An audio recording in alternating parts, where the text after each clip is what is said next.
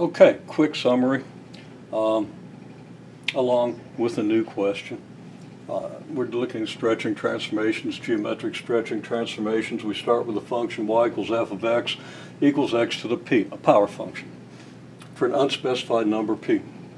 And we then increase the y value at every point. For every x we have a y value, we increase that y value by 25%.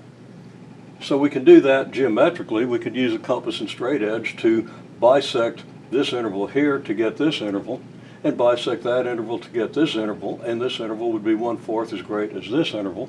Since this interval represents the y value, this interval plus this interval gives us this interval, okay, which represents a y value 25% greater than the original.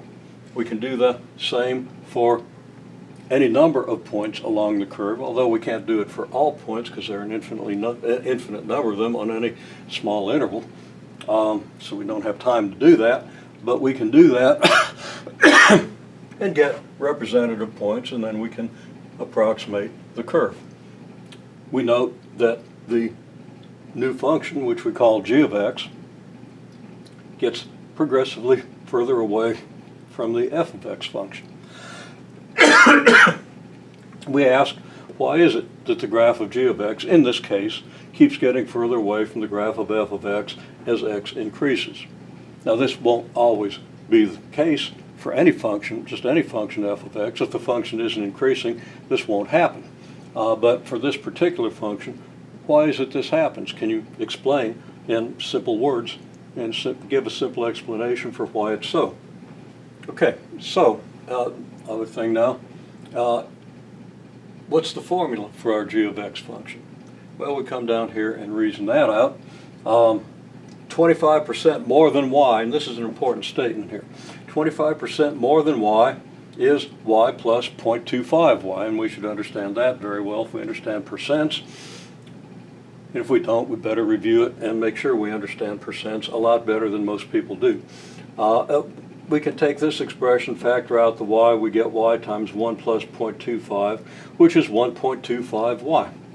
So 25% more than y is 1.25y.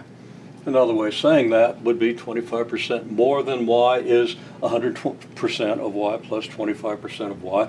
That would be 125% of y, which is 1.25y. So we can think about it in a variety of ways. So if y equals f of x, 25% more than y is 1.25y, which is 1.25 f of x.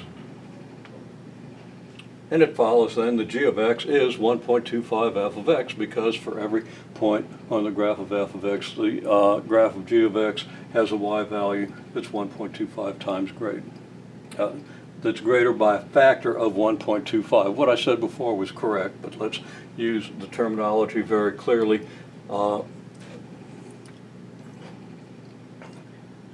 F of x changes by a factor of 1.25, a factor being something that we multiply. Okay, we want to be careful about that terminology because we want to contrast this in a minute with a shifting transformation. Okay, now I make the comment, the terminology, that we've vertically stretched the graph of f of x by factor 1.25 to get the graph of g of x. This is what we mean by vertical stretch, as if we took the y-axis and stretched it out to all y values, stretch them out by 25%, we get this. Okay, now there's an additional question, but I'm going to put that on a very brief subsequent video. You can welcome to read it.